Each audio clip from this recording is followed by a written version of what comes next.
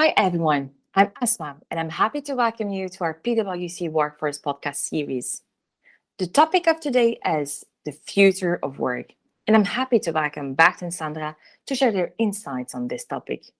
They are both working in the reward team and are involved in the design of the future of work. Sandra, when we started preparing this podcast, you mentioned a statement that is still on my mind.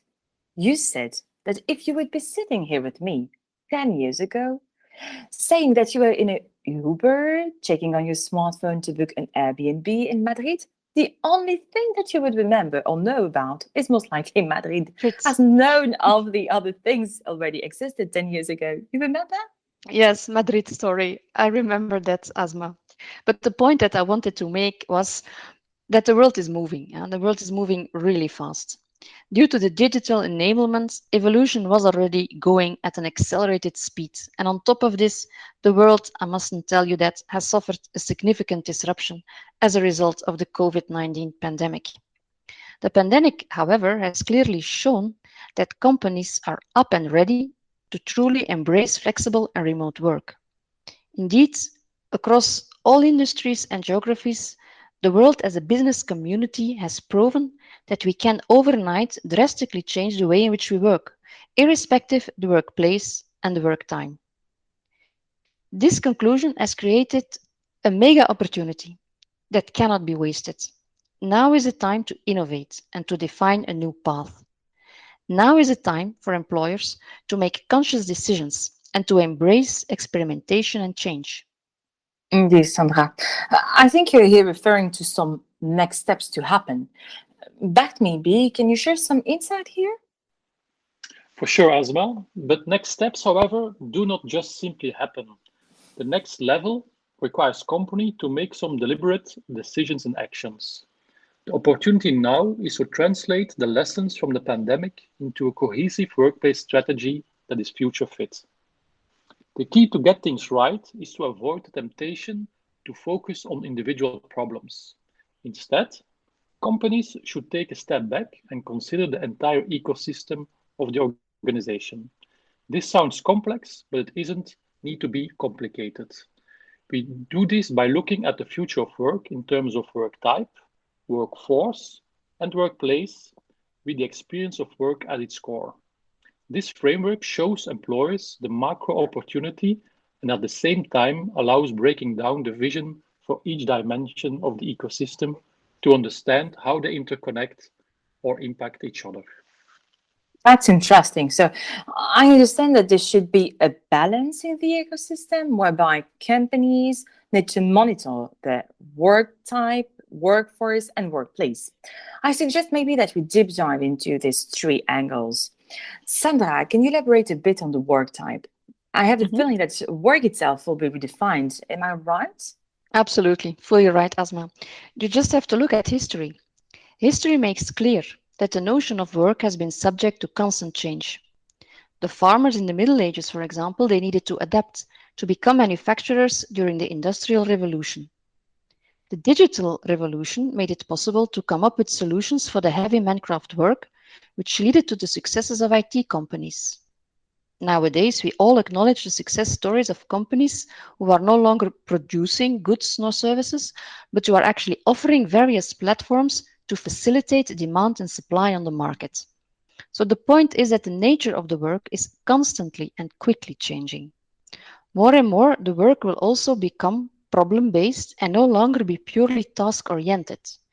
Teams will need to be built around skills and not only based upon organizational flows, which may require a revision of the operating model. The hybrid workforce will become a mix of human resources, cognitive systems, even robots and thinking machines. As tasks, not the roles, will get automated, many jobs will remain to exist, but they will look completely different. The workforce will need training and development to meet the new requirements of these new roles. This means that designing new work types is more than optimizing efficiency, which could come at the expense of worker well-being, but should instead aim to improve job quality and satisfaction. Empowering remote workers is not just about video meetings and cloud apps. New work types impact safety, performance management, and risk. Making the future of work means that organizations must consider how their hybrid work plans impact their legal and other compliance obligations towards staff, including well-being. Thank you. That's clear. So the what question is covered. A second question point is on the kind of workforce that is needed. So the who question. Bart, maybe here?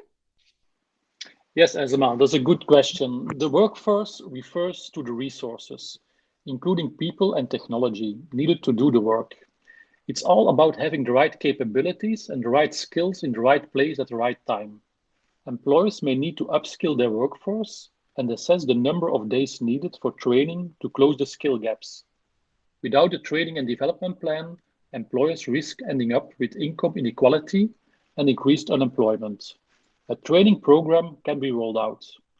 Other factors may be less in control of employers, and then I'm referring here to demographic shifts like urbanization, aging of the population, and migration.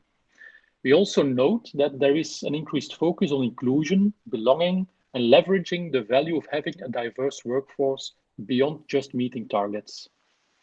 Interesting. So now we got the what, the who, and I think we are still missing the where question. Mhm. So Sandra, could you explain how the workplaces enable the people? Enablement, I like that word, Asma. Enablement is a process of providing people the means to fully reach their potential. And as you said, the workspace should enable the people. The workplace is a physical but also the digital environment where the work is structured and undertaken. This includes everything from the real estate strategy to the concrete, very practical layout of the office space.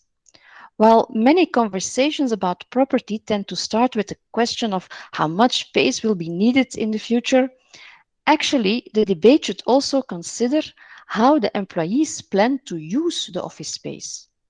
A new workspace model is emerging with less time in the office and more work at home or more work at alternative locations, that's for sure. And we will expect that in the upcoming years, the commercial property market will be shaped by increased accessibility, shared co-working spaces, and digital connectivity. All this will also have an impact on the nature of transport and on urban planning.